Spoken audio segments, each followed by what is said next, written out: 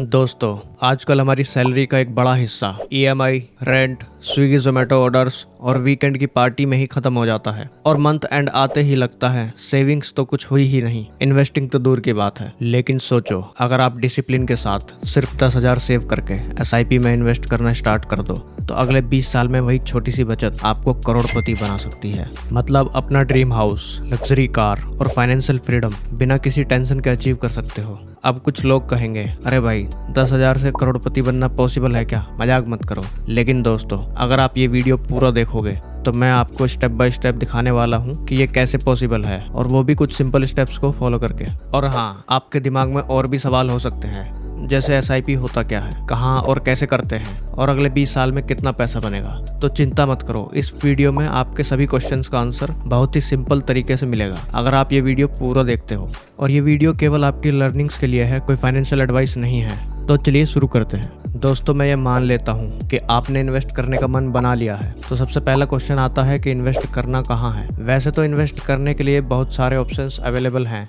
जैसे कि FD, mutual funds, bonds, stocks, real estate और भी बहुत कुछ। लेकिन म्यूचुअल फंड्स बेस्ट हैं अगर आपको स्टॉक मार्केट के बारे में ज़्यादा कुछ नहीं पता, क्योंकि यहाँ एक्सपर्ट फंड मैनेजर्स और उनकी टीम आपके पैसे को इन्वेस्ट करते हैं, बस एक छोटी सी फीस लेकर। अब कुछ लोग सोच रहे होंगे कि ये म्यूचुअल फंड क्या है। चलिए मैं सिंपल शब्दों में समझाता हूँ। म्यूचुअल फंड एक तरह का सिंपल फंड ही होता है जिसमें बहुत सारे लोग अपना पैसा जमा करते हैं और एक्सपर्ट फंड मैनेजर्स उस पैसे को अपनी नॉलेज और एक्सपीरियंस के साथ स्टॉक मार्केट में इन्वेस्ट करके रिटर्न्स जनरेट करते हैं। अगर आप चाहते हो कि मैं म्यूचुअल फंड को स्टेप बाय स्टेप डिटेल में समझाऊं तो कमेंट करो म्यूचुअल फंड, तो मैं आपके लिए एक वीडियो बना दूंगा।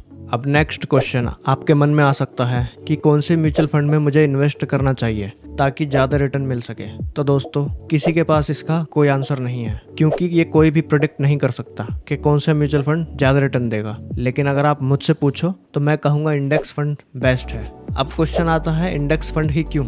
रीज़न नंबर 1, दोस्तों याद रखो, किसी को नहीं पता कौन सा म्यूचुअल फंड लॉन्ग टर्म में कितना अच्छा या कितना बेकार परफॉर्म करेगा। आज कोई फंड टॉप पर हो सकता है, कल वो एवरेज भी हो सकता है। लेकिन इंडेक्स फंड में आपका पैसा हमेशा कंट्री की टॉप कंपनीज के साथ ग्रो करता है, इसलिए ये ऑप्शन ज़्यादा सेफ और प्रैक्टिकल माना जाता है।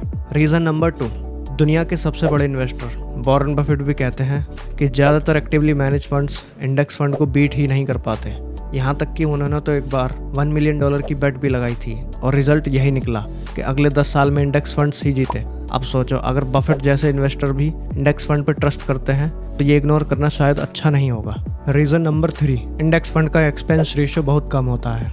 रीज़न नंबर 4, इंडेक्स फंड के साथ आपको एक ही जगह पर सेफ्टी और डाइवर्सिफिकेशन दोनों मिल जाते हैं, क्योंकि इंडेक्स फंड में कंट्री की टॉप 50 कंपनीज में पैसा लगाया जाता है, और अगर उनमें से कोई कंपनी अच्छा परफॉर्म नहीं करती है तो उसे ऑटोमेटिकली इंडेक्स से बाहर निकाल दिया जाता है और उसकी जगह एक स्ट्रॉन्ग कंपनी आ जाती है। मतलब आप हमेशा मार्केट की बेस्ट कंपनीज की ग्रोथ के साथ जुड़े रहते हो।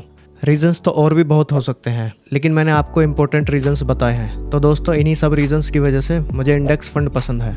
नेक्स्ट क्वेश्चन आता है, ये एसआईपी है क्या जो हमें अगले 20 साल तक करनी है?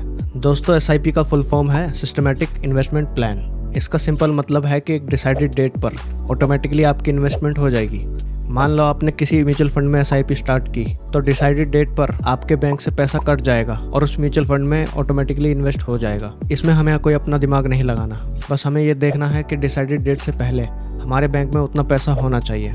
अब अगला क्वेश्चन आता है कि अगर मेरे पास पैसा नहीं है और या फिर मैं किसी रीज़न से अपनी एसआईपी कंटिन्यू नहीं करना चाहता तो क्या होगा? तो अगर आप अपनी एसआईपी रोकना चाहते हो तो कोई प्रॉब्लम नहीं है, आप रोक सकते हो। ये एक इन्वेस्टमेंट है, जब आपकी मर्जी हो तब रोक सकते हो। चालू कर सकते हो, चाहो तो 2 या 4 जितनी मर्जी एसआईपी स्टार्ट कर सकते हो, या फिर आप चाहो तो अपना इन्वेस्टेड पैसा निकाल भी सकते हो। एसआईपी एकदम फ्लेक्सिबल है।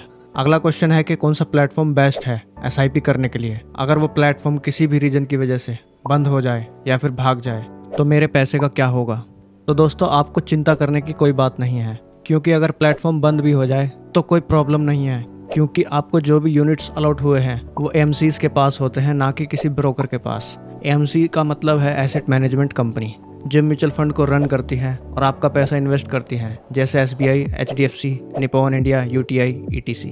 तो आप कोई भी अपना फेवरेट ब्रोकर का प्लेटफॉर्म यूज़ कर सकते हो, जैसे कि ग्रो, जीरोधा, एंजल वन, धन और अप स्टॉक्स। सभी टॉप ब्रोकर्स के लिंक आप लोग डिस्क्रिप्शन में चेक कर सकते हैं। अब चलते हैं नेक्स्ट क्वेश्चन की तरफ, जिसका आप इतनी देर से वेट कर रहे हो कि भाई ये बताओ अगले 20 साल में कितना पैसा बनेगा। तो इसका सिंपल आंसर है कि ये गारंटी आपको कोई भी नहीं दे सकता। हम सिर्फ पास्ट परफॉर्मेंस देखकर एक अंदाज़ा लगा सकते हैं।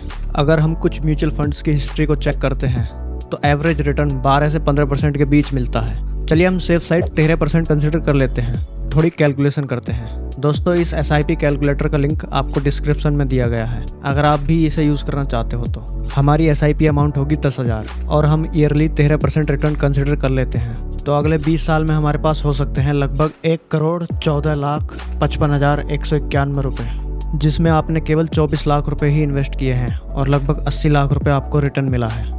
चलिए अब इसमें एक ट्विस्ट ऐड करते हैं। मान लो 20 साल बाद आपने SIP रोक दी और पैसा नहीं निकाला, तो अगले 5 साल में बिना कुछ किए आपके 24 लाख रुपए बन जाएंगे 2,11,00,000 रुपए, और फिर उससे अगले 5 साल में बन जाएंगे 3,88,00,000 रुपए, लगभग 4 करोड़। दोस्तों यही है पावर ऑफ कंपाउंडिंग, जहां बिना एक्स्ट्रा पैसा इन्वेस्ट किए भी आपका पैसा अपने आप रॉकेट की तरह ग्रो करता है। इसीलिए कंपाउंडिंग को दुनिया का 8वां अजूबा कहा जाता है। अब आपके दिमाग में अगला क्वेश्चन आ सकता है, क्यों ना मैं अभी 10 लाख रुपए एक साथ इन्वेस्ट कर दूं ताकि पैसा जल्दी और ज़्यादा ग्रो हो जाए। दोस्तों सुनने में अट्रैक्टिव लगता है, लेकिन असल में आप अपने पैसे पर हाई रिस्क लेने की सोच रहे हो, क्योंकि मार्केट हमेशा एक ही डायरेक्शन में नहीं चलती, कभी ऊपर जाती है कभी नीचे गिरती है। अगर आपने गलती से पैसा मार्केट के हाई पॉइंट पर लगा दिया और कुछ दिन बाद गिरावट शुरू हो गई, तो आपका पोर्टफोलियो लंबे समय तक लॉस में दिख सकता है। और हाँ, इसका उल्टा भी हो सकता है। अगर आपने लो पॉइंट पर इन्वेस्ट किया तो पैसा फास्ट ग्रो भी कर सकता है, लेकिन ओवरऑल ये रिस्की गेम बन जाता है।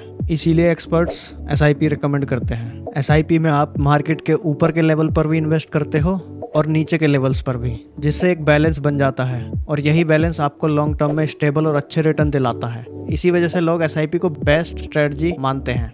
तो दोस्तों मुझे उम्मीद है कि इस वीडियो से आपके काफ़ी डाउट्स क्लियर हो गए होंगे। अगर फिर भी कोई डाउट रह गया हो तो आप कमेंट सेक्शन में पूछ सकते हो, मैं पर्सनली रिप्लाई करूंगा। ये वीडियो उन लोगों के साथ ज़रूर शेयर करना जिनको इस नॉलेज की सबसे ज़्यादा ज़रूरत है। अगर आप ऐसी और नॉलेजेबल वीडियोस मिस नहीं करना चाहते तो इन्वेस्ट मोड को सब्सक्राइब करना और बेल आइकन दबाना बिल्कुल मत भूलना। और एक चीज़, कमेंट में मुझे ये भी बताओ कि आप नेक्स्ट वीडियो किस टॉपिक पर देखना चाहते हो, तो मैं कोशिश करूंगा कि आपके सजेस्टेड टॉपिक पर जल्द ही वीडियो लेकर आऊं। मिलते हैं अगली वीडियो में। Till then keep learning keep earning.